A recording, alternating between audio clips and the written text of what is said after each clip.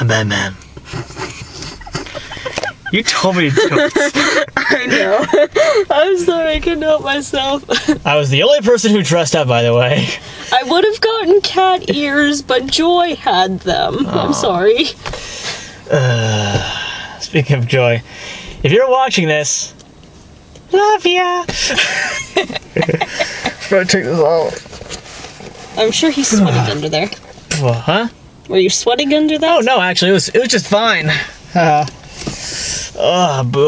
Beautiful. Folks, it's 3 a.m. and we just got out of the midnight premiere of The Dark Knight Rises.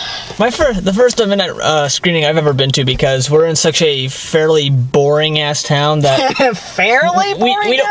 We don't have any official AMCs. Yeah. Like so very rarely do they actually have midnight screenings for anything unless they know it's going to be a big hit. So like, Jason said he liked it. Okay. Yeah, one of our friends, Jason, who you guys know from the Brave vlog, went to the midnight screening at the other theater. We basically have only 2 theaters here. We have a third, but that's the third one's kind of under. Yeah, it's going under construction. So unless it's going to be, honestly, no, it's like going to be a big hit, like a surefire big hit.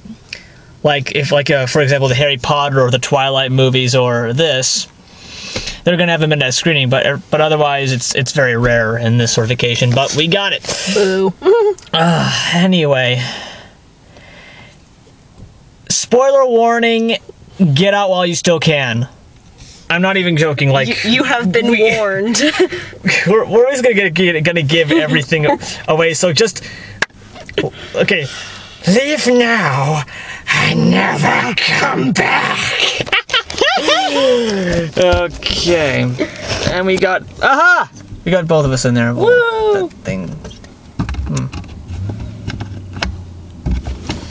Whatever. Anywho, so basically this is the third movie where the final one too. It's been 8 years since Harvey Dent died, and they passed like the Dent Act, which basically cleaned up all criminals and sent them all to jail. Yeah, all the organized criminals, and they're all done. And after those 8 years, basically Bruce Wayne has just kind of holed himself up into his room. He's recluse. With a limp. He's like, poor schmuck. Yeah. And basically what I noticed is that when there's not action going on, it's basically everyone is monologuing to Bruce. Like literally, like the first couple scenes to establish to reestablish Michael Caine, to reestablish Joseph Gordon-Levitt and Morgan Freeman. It's like every single time Bruce talks to someone, they monologue to him. Even the new chick. We're gonna call her Tate for now. So there's basically 2 love interests. There's of course Selina Kyle, who we all know is Catwoman, and then there's Tate, who we'll get into later. And basically they like both like Alfred and Lucius Fox, Morgan Freeman, establish like basically whenever they bring up Tate into the conversation with Bruce, there's like she's also a very lovely lady, and even Bruce is like, seriously, guys, you're gonna do this? Really? It's like shippers on deck, like in like in Legend of Korra, where Genora's like, Genora's like, Korra, is that the handsome firebending boy that drives you crazy? Does he drive you crazy in a bad way or a good way? Like you like him? Oh man. Speaking of which, they are going to come out with 3 more seasons with Legend of Korra. I really do want to see more of Genora. Like, it's funny how it's like. In order to like establish characters, there are 2 ways you can have characters be likable. Either tell their whole story in a way that makes them relatable, or just give us hints and don't just give us a personality. That's all we have to run with. Yeah. Somehow it's like the less we actually tell this person's story, the better. I don't know how that works. Anywho, firebenders killed my family. I'm sorry. Off topic. You and every other person in this it's never, no, a waterbender killed my children. No, I'm like, no, an earthbender. No, it was a firebender. Earth can kill people too. I must break you. Anyway, we're back to... Sorry. Really all I have in my mind are the huge plot twists. Because for the most part, it's like Nolan is still in his comfort zone of basically turning Batman into Heat. Yeah. Like the heist, basically he, instead of doing the comic book stuff, it's essentially in that style of a heist movie. Like that's why I referred to Heat. Yeah. If they did get either Al Pacino or Robert De Niro into this, I would not have been surprised. They would have been right at home in this sort of movie. Oh yeah, they would have loved it. Oh god. Al Pacino as the Riddler. I would have preferred the rumor of Johnny Depp being the Riddler. Well, with Johnny Depp being the Riddler, he would have probably, depending on the direction, he probably, instead of acting it like in his more somber tone, he probably would have acted it more like the Mad Hatter. Possibly. The Mad Hatter, too! He's also a Batman villain. Why not get Johnny Depp as the Mad Hatter? He already did it. That's true. Although, I must admit, the parts where we were seeing flashbacks of, the Batman and Bane's mentor. I can't think of his name right now. Ra's al Ghul? Yeah, Ra's al Ghul. You know how he's saying, my wife was taken from me, and the funny part was that one of the trailers before the movie was Taken 2? Yeah, it was! Where his wife was taken, and I'm like, that's hilarious. The Taken 2 trailer should have been a hint. Because it pretty much was, because at some point in the movie... That's why I was like... At some point in the movie, Ra's al Ghul shows up. Basically shows up Liam Neeson pops up in for a cameo. In flashbacks. Basically what happened was, after Bane kind of took over the city... Yeah, Bane took over the city, and basically beat the shit out of Batman, and dropped him into the same prison hole that Bane himself grew up in. Yeah. And so, while the timeline of this movie is really funny because it's like sometimes it's like months upon months go by in like 3 minutes. But a minute can last about 5. Yeah. Like they turned like this energy source into a neutron bomb, basically. Oh, fun. Into a bomb that's basically like basically set to detonate in 5 months. And in that 5 months, Bane takes over all of Gotham, which is essentially Manhattan Island. Pretty much. And blows up all the bridges so that way no one can... Except one bridge. Except one, I guess. You have to have the negotiation bridge. No matter what you do, you always have to have the negotiation. You always have to have something open for negotiation. Yeah. You have to do it. Even though the guys on the other side, I think, were just a little cuckoo. That was weird. Anyway. So yeah, most of the movie was like... before we bring up the whole we're basically recapping the plot from like an hour in. Yeah. Because it takes about an hour or so into the movie to finally get into the main thing of it, where it's like all the cops are trapped underground in the trapped underground in like the area around a football stadium. And so basically all the cops are holed up there except for Jim Gordon and Joseph Gordon-Levitt's character named Blake. Yeah. They might as well have called him Drake. Really, they should have just called him Drake. We'll explain why in a minute. But, so... oh, man.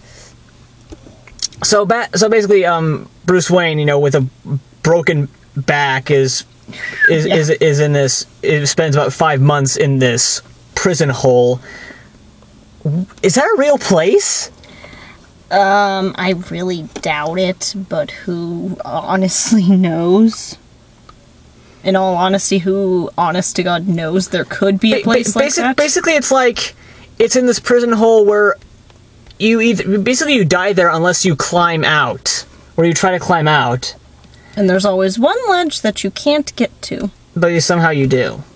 Wow. Which is funny because, you know, people, it's like the people who we see try to jump that gap, they never take a running jump. Yeah, they never, like... Even though the camera shows us that they do have at least enough, like they have about 5 feet's worth of basically 5 feet of platform to work with in order to run jump. I don't know why they don't run jump. I don't get it. But anyway, so basically, while Bruce was hallucinating, he hallucinates that Ra's al Ghul, Liam Neeson, like jaw drop, going, wait, Liam Neeson showed up, really? A lot of people showed up, minus a certain other character. Oh yeah, Cillian Murphy also has a cameo. He always does. Scarecrow. Why does Scarecrow, the only villain who's been in all 3 of these movies, why does he not do shit in the other 2? In this one in Dark Knight. What did he do in the second one? He basically, he's in it for 5 minutes. Like oh, that's true. Like he basically takes over. Like there's a part where he does. Something. Oh yeah, he's in a parking garage or something like that, and then he gets caught. No, Are you sure he got caught? Yeah, he got caught. I remember Batman was, like, tying him up. But then again, during all that, like, things that were going on with the Joker, he could have escaped. But then again, who knows? Yeah, Cillian Murphy, like, basically, what happens is, like, with all the cops, with most of the cops under guard except for Levite and Gordon, Gary Oldman. Woo! At certain points, I could not understand a word Gary Oldman was saying. Like, at certain points, really? Like, he was speaking in his old person, where he's, like, so quietly and so ragged that I couldn't understand what he was saying. Really? There were times I couldn't understand Bane. Like, what the hell he was saying? Well, freaking duh. Because it sounded like he was muttering in a different language. It's like, what the hell are you saying? Then there's like, okay, I see, okay, no, yeah, no. Yeah, there were some points where I didn't catch what people were saying, so there's that. I had fun with everybody else. It was just Bane. That was a pain in the ass. Freaking Bane. I will admit they took this character who I've always heard him described as like basically Batman's version of Venom. Like in terms of like he was like one of those '90s villains, yeah. '90s comic book villains who didn't have much motivation or depth, like along with Venom, Carnage, and Doomsday. Carnage, that was a fun character to fight in that one PlayStation Spider-Man game. And then he combined it with Doc Ock and became Monster Doc Ock, and then you had to run like hell. Seriously? Yeah, like he combined with Doc Ock, and they were like, ah, and I'm like, fuck. Did they do the fusion, huh? I don't know, I don't remember. I don't even know what happened to that game. But that was a good game nonetheless. Anyway, so all this stuff. So basically, Bane takes over Gotham and turns it into sort of a state of anarchy, where it's like most of the people are just kind of live out their lives, and it's mostly run by people who work for Bane, like sort of like a. It's under terrorist martial law, basically. Most of them pretty much just stayed in their homes. I think most only went out to get like food and stuff. Yeah, they had the run. It was like someone had the runner, except there was no zombies. Yeah, not zombies, just guys with guns, really big ass guns and bullets. Dude, I think we're like the last people in the parking lot. Oh well. I'm just it does make me wonder, like what the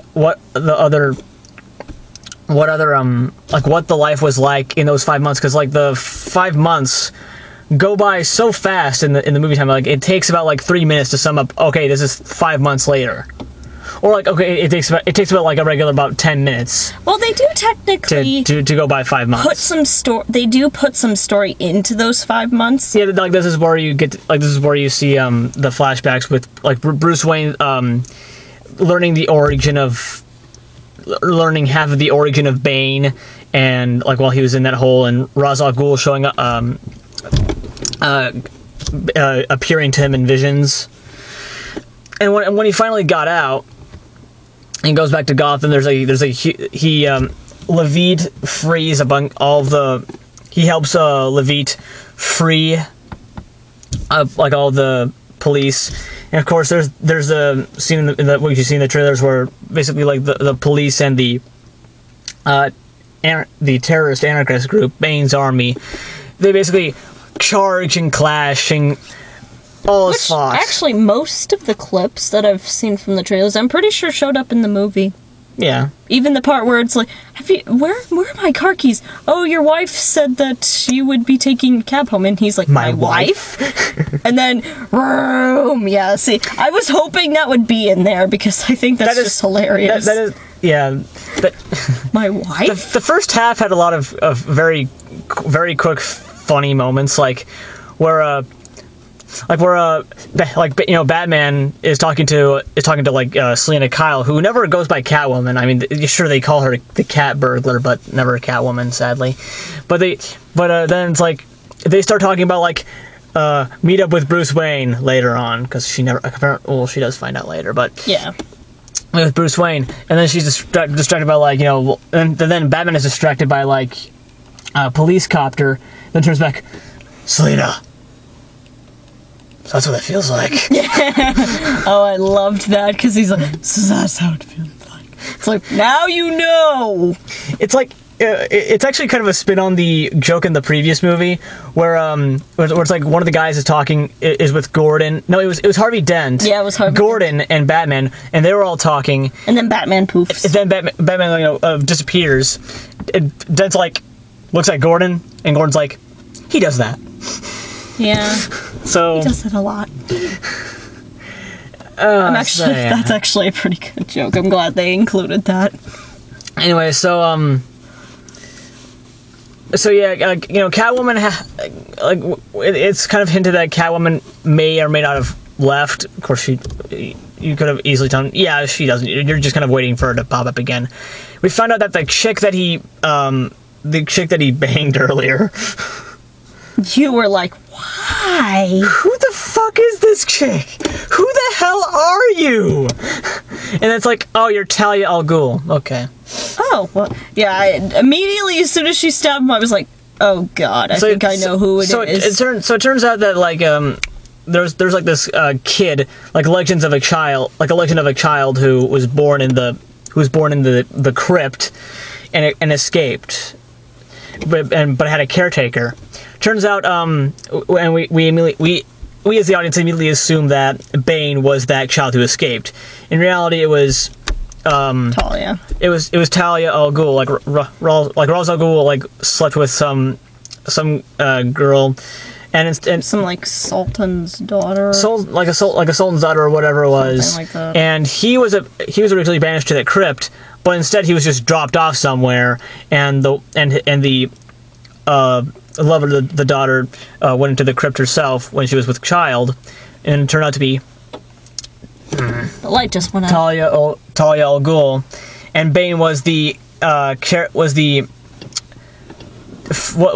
one person who wouldn't kill the kid.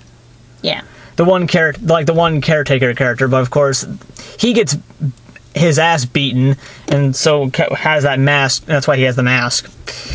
Which is odd, because I'm pretty sure the comic book Bane, the reason why he is like meh is because he like has venom injected into him or something. They got that right in Batman and Robin, but no one wants to talk about that. No, I was just thinking, because it's like the two love interests that Batman has in this movie is Selina Kyle, the cat burglar, Catwoman, and Talia al Ghul. And I just immediately thought to myself, like the George Clooney line from Batman and Robin, where he goes, "How come all the gorgeous ones are all homicidal maniacs?" I still have never finished watching Batman and Robin, by the way, because I was you looked at it at my house one time. I was watching it, and then you dropped by, and I was like, damn it, I was almost done. I actually haven't finished it either. Where did I? It's an easy movie to watch if you don't give a shit. I don't. I think it's at Julie's house now, probably. Yeah. We could always watch it while we're there. Anyway. Just don't let Joy see this movie because I said that. Let her wait until it's her actual birthday, then she can watch it. Right. Or maybe she'll forget I even said that. Anyway. So, yeah. So basically, we already revealed, like, you know, like Scarecrow shows up. I forgot to explain what Scarecrow does. Basically, because it's all under, like, you know, terrorist martial law, they have like these things where they take the rich and wealthy people, and, you know, it's a sentencing hearing, so it's basically just, you know, Scarecrow at the top of this big thing with a big judges. Like a big pile of books or something. A big pile of, like, desks or something like that, where he's the judge. So it's like, I wonder why Bane chose him of all people. because the Joker was dead. Touche. Oh yes, the Joker would have been. And we'd have been like, ha ha ha, bam. It's like, sir, you just impaled him in the eye. Meh. Minor details. I'm gonna make this pencil disappear. Ta-da! Ta-da! I'm pretty sure I was the only guy laughing in the theater when he did that. I was laughing when I saw that. Anyway, there we go. So yeah, Cillian Murphy's in it. I think that was Scarecrow, was it? Okay, I wasn't dreaming because you just didn't see the mask on him. But I can tell it was Cillian Murphy because I watched him in Inception. I also saw him in Time, so I knew who he was. I recognized him. Don't worry. You're not going cuckoo yet. So basically, he was just the sentencing guy who was like, "All right, trial or exile." No, it was death or exile or death. Sorry, exile or death, and it was basically all the they started doing the exile thing when it was like the dead of winter and the rivers were frozen. So exile was just like, you know, trying to make your way across the ice without falling in. Yeah, good luck with that. That's why you send all people to exile at noon, so no one can get away. But instead, like, you know, when when all the cops show up, like with Gordon, like Gordon's little tag group, when they show for the trial, it's like, all right, death by exile. It's like that's how a Scarecrow rolls. I mean, I'm just like, that is really sad. Death by exile, but they sentence them to death by exile at night. Yeah, that wasn't very smart. I'm going, of course they're gonna make it through across at night. It's frozen. Thankfully, none of the guys in his crew die. Oh god, I'm yawning already. And so they build up Joseph Gordon-Levitt. He does a lot of stuff like to help out like orphan children, like because he was obviously one of them. He was one of the orphan children going to different foster homes and all that. But he's like now one of the cops who becomes a detective. And then so basically so Selina Bane Bane dies because Selina comes in to basically shoot the crap out of him. Bane dies. Probably. And then Talia dies. Talia dies somehow. Yeah, she dies. Basically getting exploded because while she was driving around the big nuke thing. Yeah. And then Batman decides to hook since there was no autopilot. He took up he basically cables the neutron bomb, which has like about at that point in the movie 2 minutes before detonation. Some 5 minutes maybe. So he hooks it up, and he hooks up to the Batwing, or as the Bat they just call it because the Batwing sounds too comic booky. Well, what do they call the Batmobile then in this movie? I think it was just a big tank. Well, they got rid of the Batmobile in the second one, and it was just the motorcycle. But I think they called that one the Tumbler. Oh. And then Selina Kyle gets the Tumbler. Yeah. So in order to save Gotham City, they did what they usually do in these sort of movies, is basically just take the bomb into basically just open water and then explode it. And then it detonates. basically, and of course they hold a eulogy for Bruce Wayne because we all think he's dead. You know, and the only people that attend are Fox, Alfred, of course. Alfred comes. At one point in the movie, Alfred. It was like the beginning. Oh yeah, it wasn't. It was like near the middle, I think. Yeah, Alfred comes clean about burning that letter from Rachel. Yeah. Maggie Gyllenhaal in the last movie. Comes clean about burning the letter which was in the second movie. And then he leaves. He skips town for a while and then comes back. I was about to cry when he basically looked over at the gravestones of Bruce's parents. Yeah, I was like, oh. I failed. I'm going, oh shit, not now. Because Alfred has a right to be sad. And then Wayne Manor has now become the boys' home. It's the new orphanage. Like it's basically it was left to be like, you know, maintained, but it was going to become the new orphanage, which is awesome. And it's called the Martha and Thomas and Martha Wayne. Yeah. Like orphanage or something like that. So it's like of course. And Blake, Joseph Gordon-Levitt, resigns from the force. And then apparently we find out that his real, like, legitimate his legitimate first name, his birth name is Robin. Hint, hint, hint. That's why I think they should have called him Drake instead of Blake. Because only about 5 people in the theater would have caught on to that. Probably. Oh. And so Levitt discovers the Batcave. And that's kind of how it Michael Caine, Alfred looks over and we see Bruce and Selina Kyle at some restaurant in Florence. At some restaurant, and that's basically how the movie ends. We hint out that Bruce is somehow still alive, and it's with Selina Kyle, which is always nice, actually. Yeah. It's with, you know, Bruce and Selina are off, you know, they're... And I think... And, you know, Michael Caine is happy because he knows that Bruce is alive.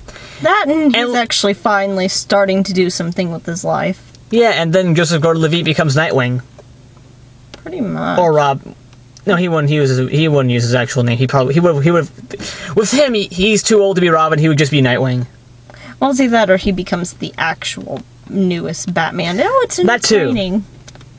I see raindrops. Raindrops keep falling on my head. Anyway, there's our spoiler-filled talk of it. As for what I thought of it as an actual film,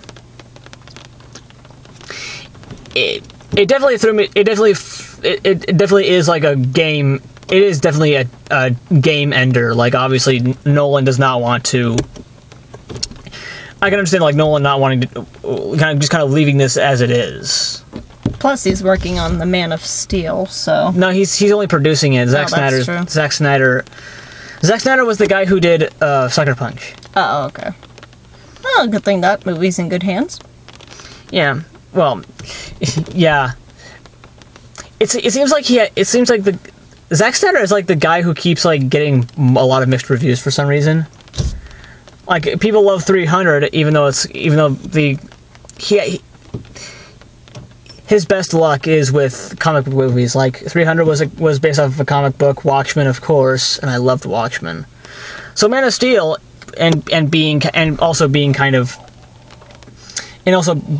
held onto some sort of leash with Nolan, it should turn out fine, hopefully. Indeed. Now, yeah, Man of Steel was the last trailer that was shown before this one. Yeah. We got Taken 2, which is a hint! A freaking hint! My wife was taken. Hey, it's a Liam Neeson movie! Guess who's in it?! What are the trailers? Total Recall. Yeah, Total Recall, and... some kind of movie called A Campaign. Oh, yeah, we got Total Recall, which is a remake of a Arnold Schwarzenegger movie. Well, it was directed by Paul Verhoeven, who did RoboCop and Starship Troopers. So we got the remake of Total Recall, Taken 2 with Liam Neeson, Man of Steel, which is the last one, and The Campaign. One of these things is not like the others. Yeah. Because The Campaign is that one with Will Ferrell and Zach Galifianakis. Is that who that other guy was? Yes. Oh. See, I knew Will Ferrell was in. That's about it. So, as for like the movie itself, I'm like, it's kind of hard for me to actually review it as a movie, because as a movie it has some weird shots that I honestly, like, as an editor, I'm going, as an editor, I would be observing this and I'm going, why the hell is this shot even there? Because like one shot that I can remember right now is where it's like, I forgot what Bruce was doing. Like, I don't know who he was talking to. I think he was like talking to Tate. No, yeah, it was after he slept with Tate, who we find out later is Talia. He slept after, like, the morning after. It was the morning after. So the morning after, like, Bruce gets up, walks away, and then it's like we find, and then we see a shot of like him, like, revealing like where the suit was, and then we see a shot of like him standing heroically on one of the, like, on one of the bridges, wind blowing past his cape, and then cut to Selena Kyle in the sewer. And then she says, "I was waiting," and I'm just going, why was that shot with him standing on the bridge and wind blowing through his cape? Why was that even there? I don't know. Honestly, I think they would it would have been just fine if they just showed the clip of, like, Bruce walking away from Tate. What was her name? Miranda? Miranda Tate. It was Miranda. Yeah, Miranda Tate is Talia. So all he had to do was just leave while we see Miranda Tate, and then they just cut to the scene with Selena Kyle. That's all they had to do. They didn't have to show Bruce Wayne. They didn't have to imply that Bruce Wayne. They didn't have to have a shot implying that Bruce Wayne put on the suit, because we know who he is. We know he's Batman. So why not just axe out those two pointless shots and just cut from here to there? That's they sort of do that throughout the entire movie too. Well, except for the parts that actually matter, like the whole second half of the movie when Tom Hardy takes over the world. Gotham. takes over Gotham. Yeah. Not the world, just Gotham. Everybody just wants Of course! Everyone just wants to take over Gotham. What is so special about Gotham? Oh, we have to destroy it. It's our destiny. It's like, this is why Superman works alone. Another Batman and Robin quote was, where it's like, Dick Grayson says, like, I want a car. Chicks dig the car. This is why Superman works alone.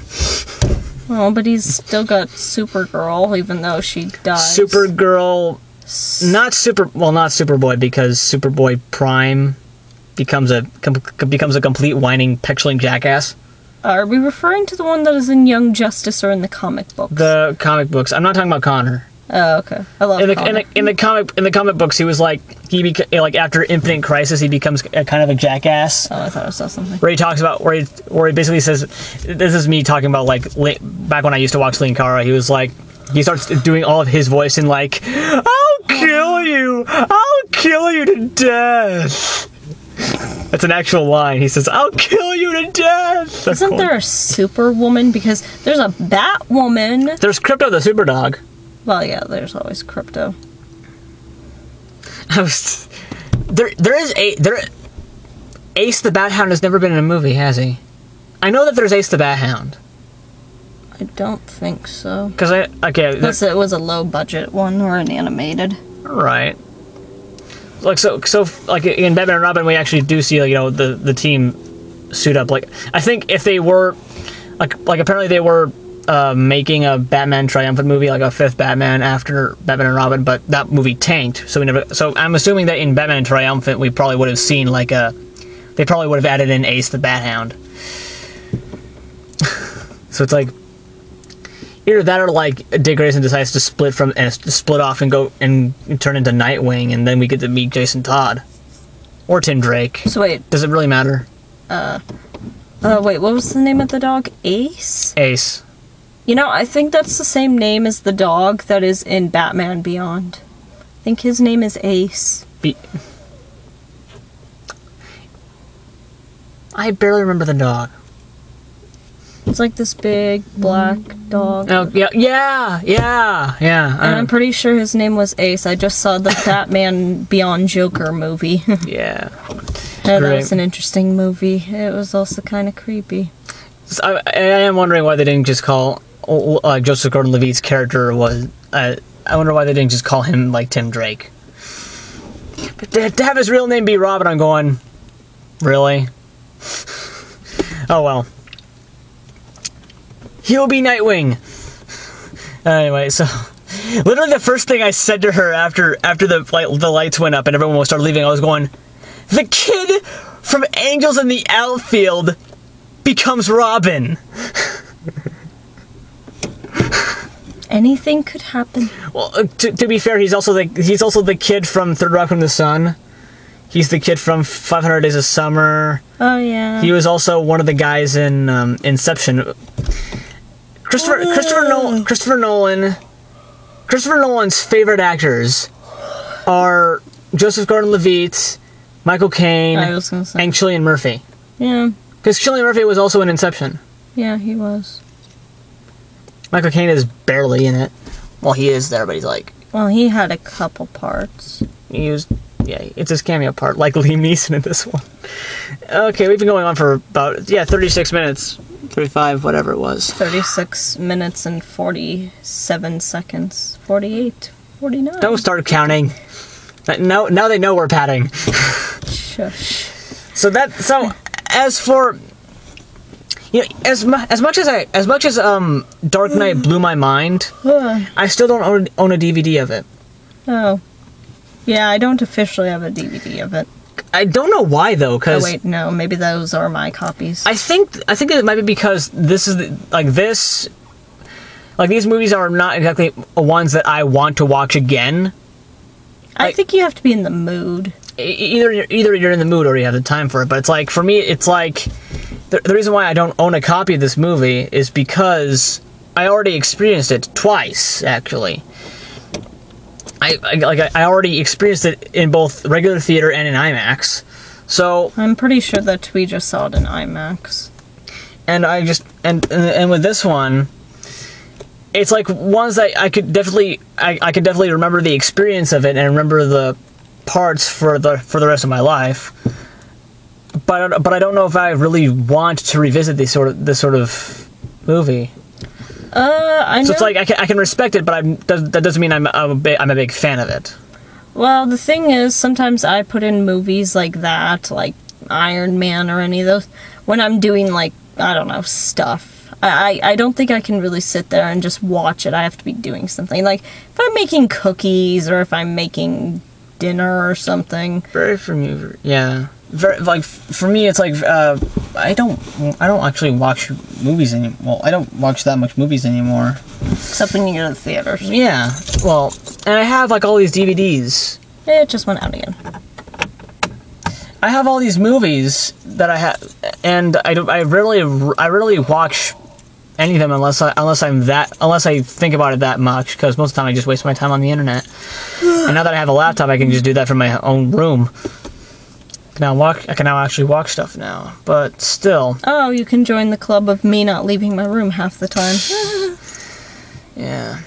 Since Joy is not around.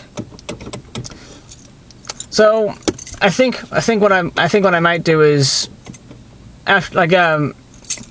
before I actually leave for Germany, I think I'm gonna go see Moonrise Kingdom while it's still here. Because it's one of those really weird indie movies, and then I'll be done here. And then like when I arrive in Germany, I could basically just go watch some the American import movies dubbed. Deutsch. Yeah. We might as well stop this now. So. Yeah, because I'm tired. It was a great experience. It's like 3:42. It was a great experience. like after the actual plot started kicking in, I stopped really thinking about this as a movie and more of an experience. So it's a great experience. You're gonna like this one because of all the twists in it. It is. And you actually cared about the characters. With the scene with Talia talking about Bane, like where she reveals who she is. Yeah. I was going, oh great, now I'm rooting for them. Because that was that sort of scene where where they even made let us care about the villains.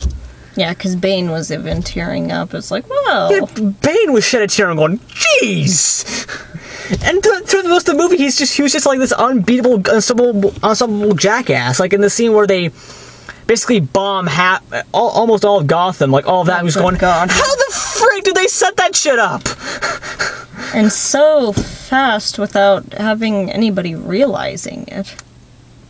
That had to be taking like years of planning. How the crap? Like, at that point, Bane must have been planning shit. I mean, damn. And along with Talia. Yeah. Well, since she knew about the project, because she was the one who kind of wanted it. Yeah. So therefore, that's how they could have known, because that thing had been sitting in the basement for, what, 3 years? Yeah, about. So that could have been how they did that. It must have taken about 8 years of planning. Of course, I have no idea how long it's been since the first movie, when he actually did kill Ra's al Ghul.